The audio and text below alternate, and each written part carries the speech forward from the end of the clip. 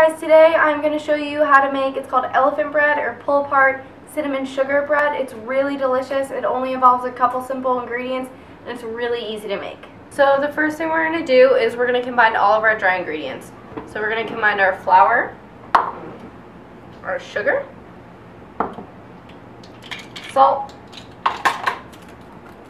and our yeast. And then we are just going to whisk them all together. So in a small saucepan, we're going to melt down the butter and the milk. And then once that melts down, we're going to immediately remove it from the heat. So after our milk mixture is cooled for 5 minutes, we are going to add it in with our dry mixture. And we are going to mix this for about a minute on medium speed.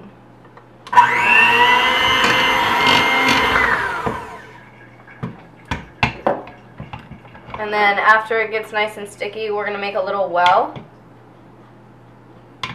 And we're going to add in our 2 eggs that are already whisked together. And mix that together until it's really well combined. And then once that's in, we're going to add our other 3/4 cup of sugar. And again, I mix it in a little bit first just so you don't get the giant puff. So once you're done mixing, your dough is going to be real nice and sticky. That's what you want.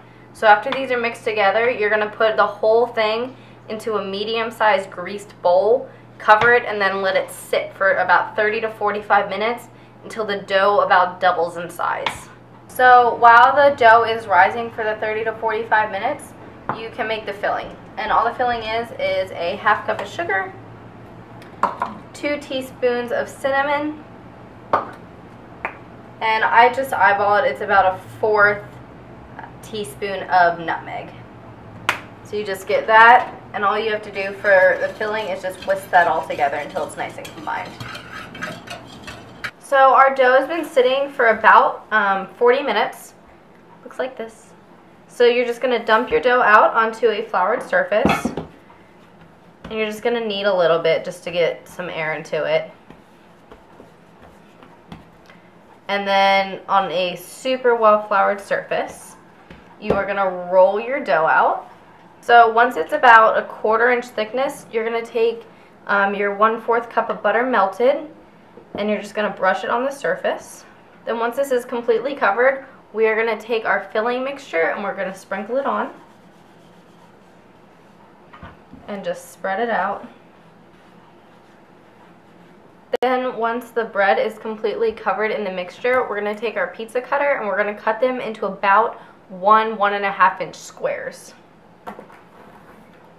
So I generally do it this way first and then go and cut it horizontally.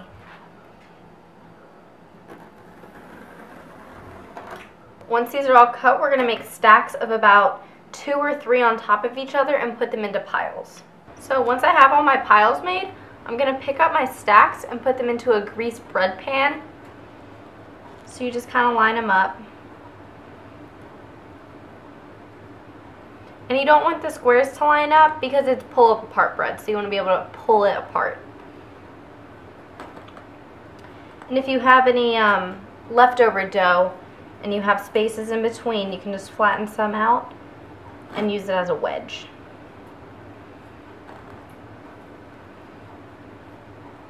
And if it doesn't fill the pan, that's fine. I could send it in like this.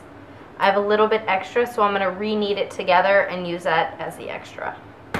So once I have all my dough in, I'm going to take whatever extra cinnamon and sugar mixture I had and just sprinkle it on the top. That makes it just super yummy when you go to eat it. And then after you've done this, put it on a cookie sheet and then bake it at 350 degrees for about 30 to 35 minutes or until it's real nice and golden brown. So I went ahead and baked this for about 40 minutes at 350 degrees. Turned out nice and golden brown. It smells really good, so that's how you know it's done. If you like these videos and if you want to see more, hit the like button, hit the subscribe button. If you have any questions, just send me a message or put a comment and I will respond to you as soon as I can. Thanks for watching.